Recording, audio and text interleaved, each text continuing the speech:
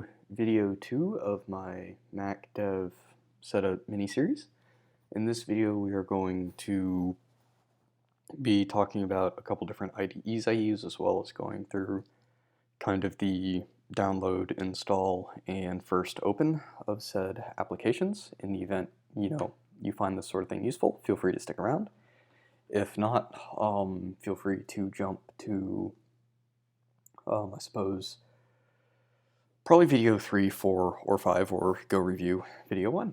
But anyway, let's jump right into it. First IDE we're going to go grab is Android Studio. So in order to do that, we can pull up Safari, type in Android Studio, if we can spell right, and go grab a download. The reason I am going ahead and downloading Android Studio, and agree to some nonsense, is in video 5 I do intend to go over Flutter, and you do need to have Android Studio installed to work with the Android side. You would also have to have Xcode installed to work with the iOS side, but we took care of Xcode in video 1. So we're going to get this downloading. IDEs are typically pretty heavy and take a minute to download, so I'm going to go grab the other 3 as well. So I am quite the fan of JetBrains. That is a company that builds out a whole bunch of different IDEs for different languages, and some of them you can get for free. Some of them have, I'm going to say, light versions. This website has changed, and I don't know how to download things anymore. Alright, so first let's go download PyCharm. Let's go here and download. If you have a license key, you can get the professional version. If you don't, you can buy the free community version, or you can enjoy a free trial of the professional version. I've got a license key, so I'm just going to download it. Plop. Alright, next. So PyCharm is for Python, Android Studio is for Android apps, IntelliJ. IntelliJ is a massive IDE that you can pretty much do everything and anything in. There's plugins for pretty much every respectable language you might want. I use it predominantly for Java development. The other one we're going to go get is WebStorm. There we go. WebStorm's great for JavaScript. Somebody is probably going to tell me, but wait, what about Visual Studio Code? That works too. That's also a respectable JavaScript IDE. I'm just used to JetBrains, so I have a tendency to stick with those. There's also C-Line if you do any C++ development. That's not really anything I'm going to go over in this particular point. Like there's a handful of tools here, but I'm just going to stick with those 3 for the time being. All of those are going, well, looks like we got Android Studio downloaded and installed, so let's go ahead and crack that open and get that, I'm sorry, downloaded. Let's go ahead and crack it open and get it installed.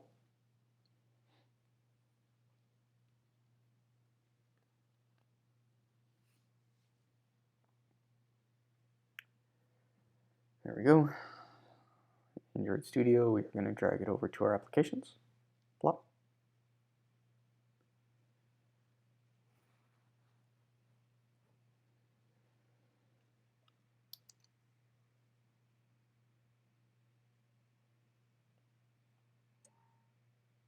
There we go. So now if we go back to Finder and go to our applications, we should see Android Studio. Go ahead, open that up, go through, I guess, the initialization process.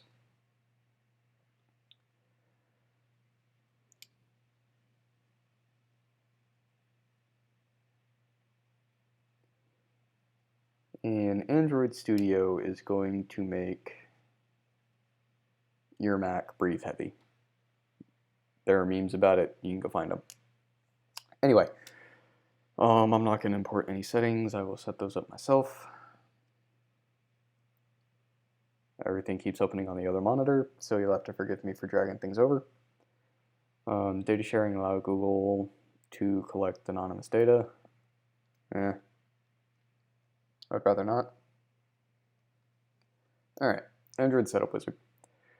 Welcome, this wizard will set up your development environment for Android Studio. Additionally, the wizard will help port existing Android apps into Android Studio and help create a new Android application project. Stellar. Next, we are just going to go standard setup. We're going to go dark theme.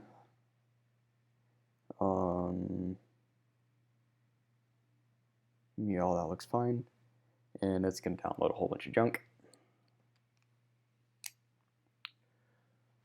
Looks like WebStorm's winning the race on the downloading up there.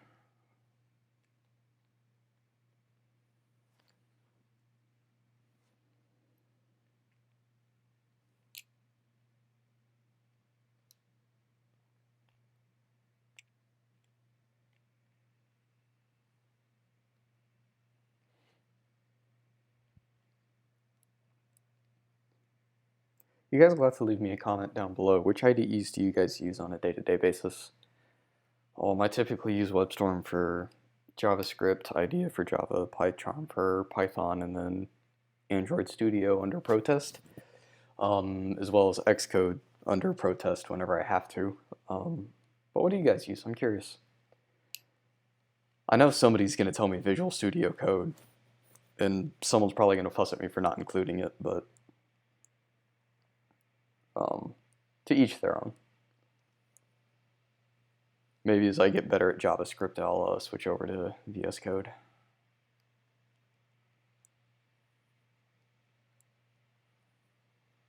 Dun, dun, dun, dun, dun.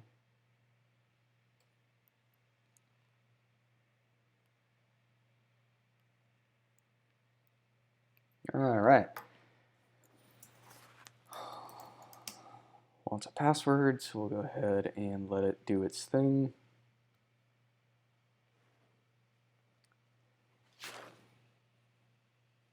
System extension, issue want to enable these extensions.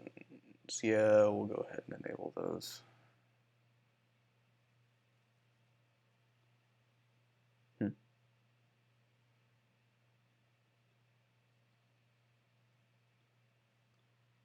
I expected a little pop-up to be here. Oh, I guess we're running the installation.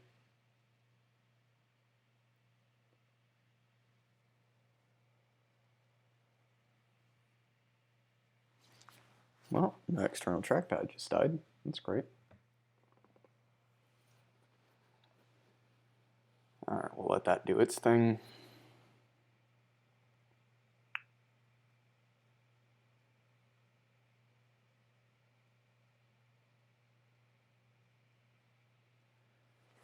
Hopefully nothing locked up in the process. We might have to cancel out of this and restart it if we need to. We'll give it a minute.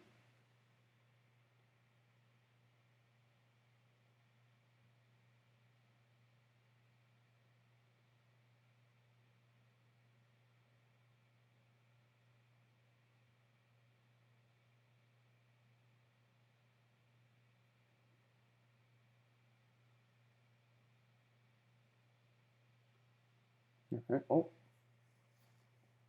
Let that do its thing over here. Looks like we got all our other IDEs downloaded, so that's good.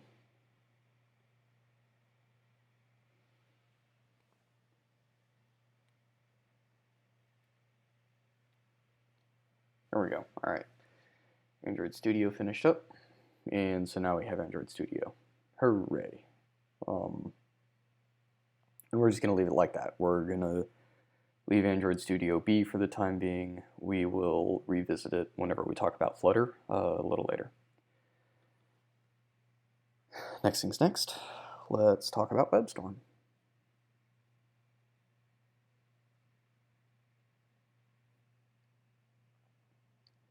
Alright, again on the other monitor, we'll drag WebStorm over to Applications.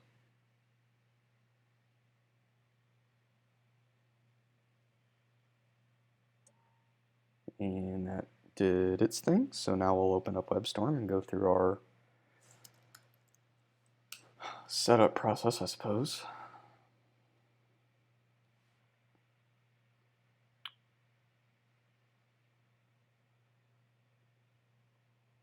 Again, on the other monitor. No importing. We get a license agreement, so we agree to that nonsense. Data sharing, not really. Not about that. Dark theme, launcher script. I'm not too worried about a launcher script. Let's talk about plugins. So if you're familiar with Vim, you can enable that. I'm not the greatest at Vim, so I'm not going to worry about it. Material theme, port of both an IDE and color scheme. Yeah, we'll install that. We'll install post.jss. I don't do anything with Ember or GraphQL, so I'm not going to worry about that. Dart is used in Flutter, so we're going to go ahead and install that. And then we can start using WebStorm.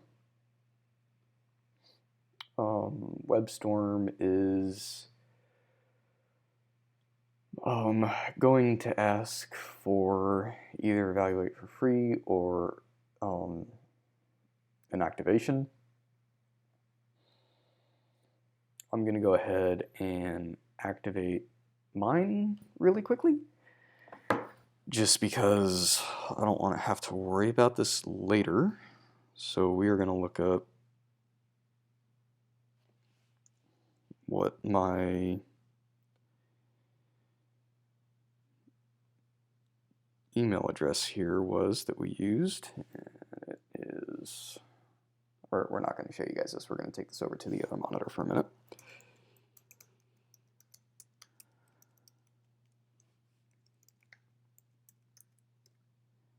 And password, I think is that. Activate.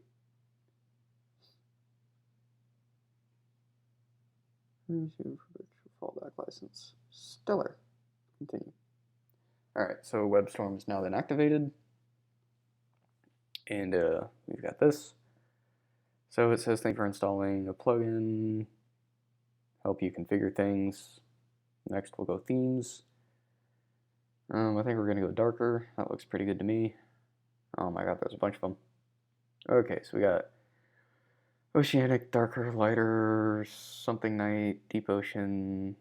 Oh, let's go with the Monakai. I've always liked that one. Dear God, was it? Do you list them all out? It's the first time I've ever actually installed that one. Alright, cool. Contrast, do we want high contrast? Contrast mode.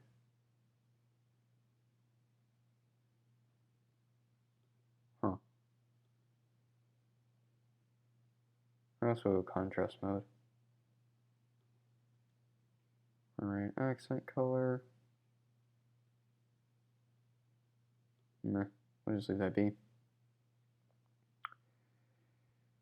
Oh man, that lets you change all the things. I guess if you're working in JavaScript, you're probably doing UI, so it makes sense. We'll leave all that plain. Alright, IDE's ready to go. Close out of that. So now we've got WebStorm. Hooray! Okay, let's do IntelliJ next.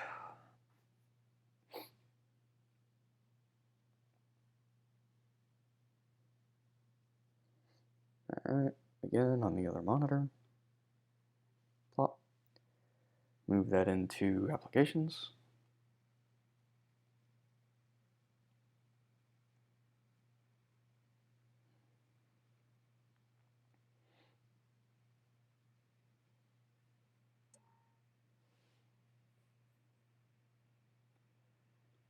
And we can go ahead and open up IDEA, IntelliJ, IDEA, whatever you want to call it.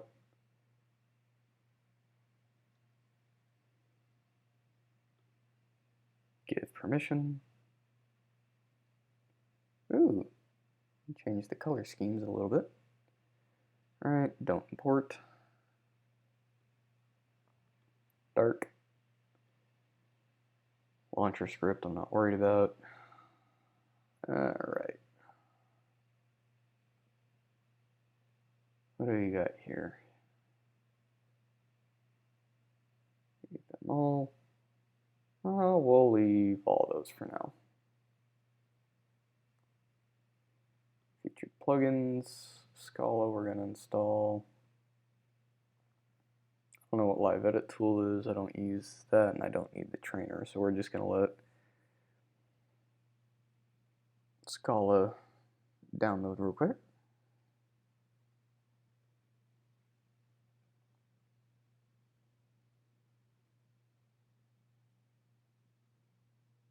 Cool. Start using. Again, it's going to ask for an activation key. So I'm going to type this in on my other monitor and go ahead and activate. We're all activated up. And so once you do that, you get this nice little window ready to use. So we're going to leave that be. Close out of that. And now we're going to go grab who's left PyCharm.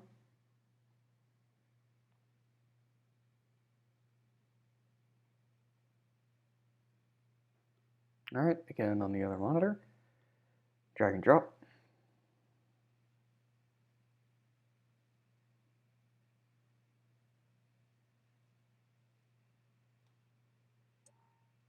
Okay, copied over. So now we should have PyCharm hanging out down here somewhere. If I knew my alphabet a little better. Open him up.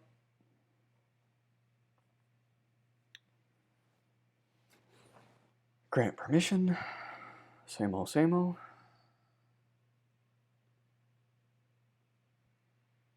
Don't import settings. We're just going to say I never used PyCharm. Keep it simple. UI themes, we're going to go dark.